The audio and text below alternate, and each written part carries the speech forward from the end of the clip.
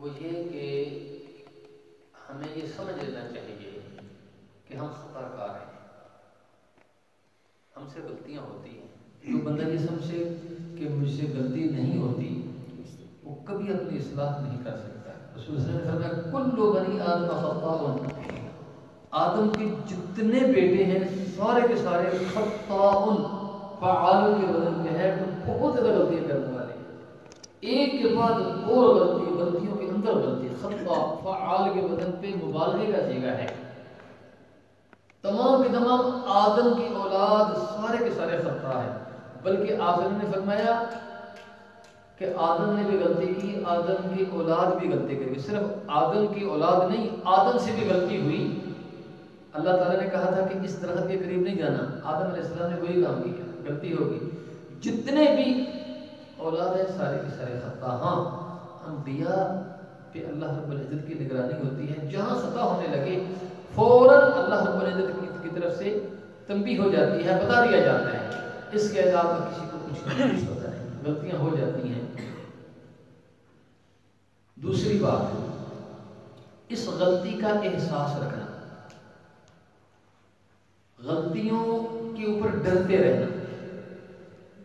ابن مسعود رضی اللہ تعالیٰ عنہ بیان فرماتے ہیں، کہتے ہیں ان المؤمن یرا ذنوبہ کانہ قاعد تحت جبل یخاف ان یقع علیہ۔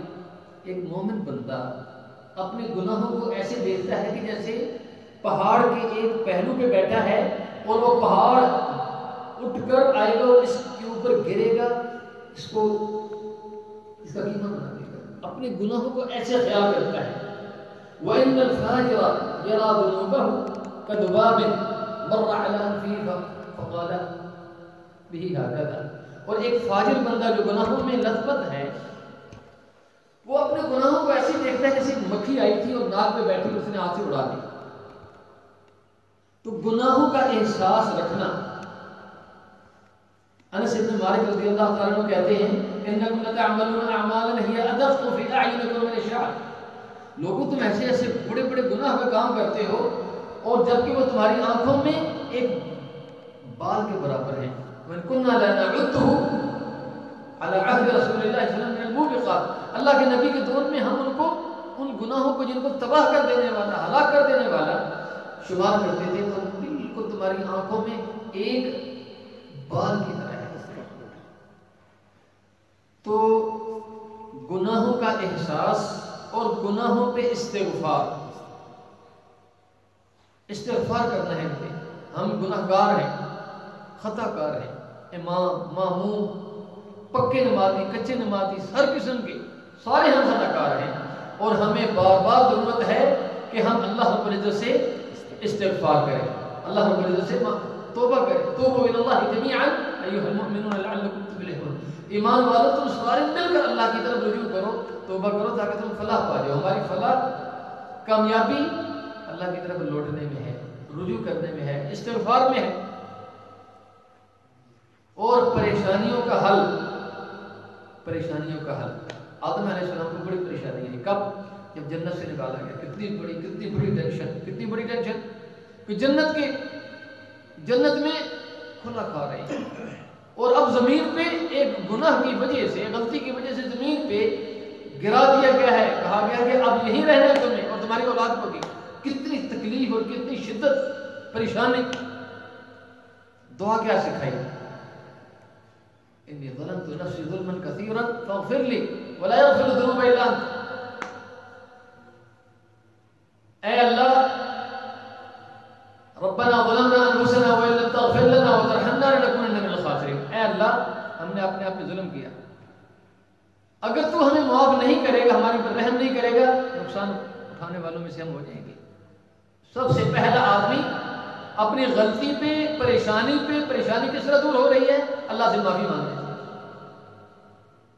نوح علیہ السلام ہیں، ان سے غلطی ہو گئی، اپنے بیٹے کے بارے میں اللہ سے سفارش کر دی، کہا اعیدک ان تکون من الجاہلین، اے نوح میں تجھے نصیحت کرتا ہوں کہ دوبارہ اس طرح کی بات نہیں کرنی اپنے بیٹے کے لیے، مجھ سے معافی نہیں مانگنی، یہ نہیں کہنا کہ اسے کچھ دے دے۔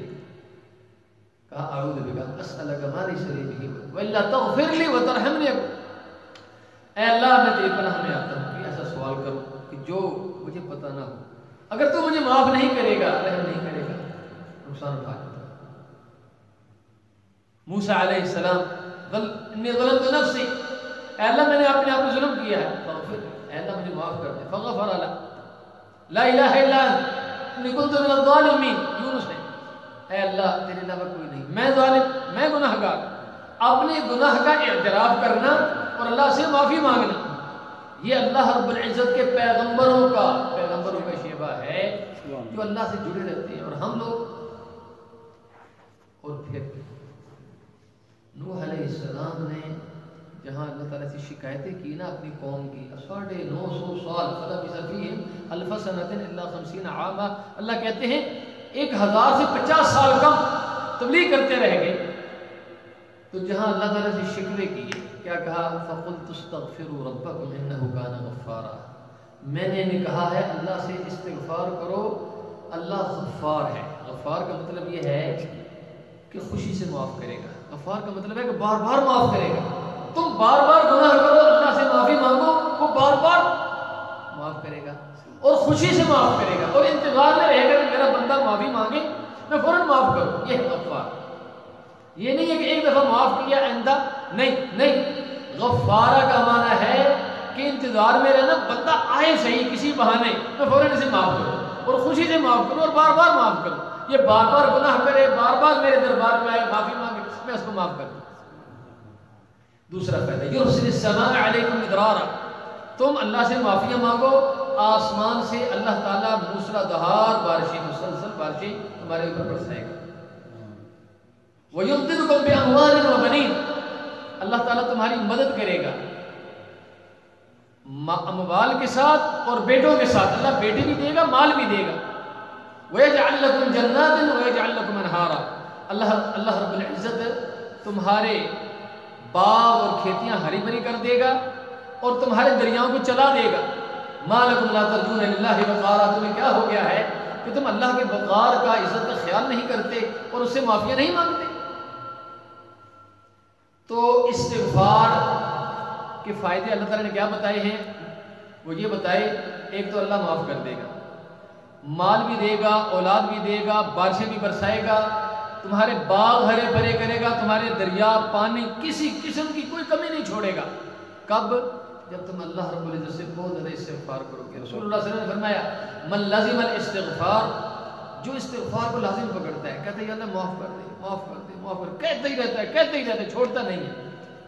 جعل اللہ له من كل ضيق مخرجا، تنگیاں آ گئی ہیں ہر طرف سے، اللہ تعالیٰ اس کے لیے راستہ بنا دے گا، تنگیاں کھول دے گا، کھلا راستہ۔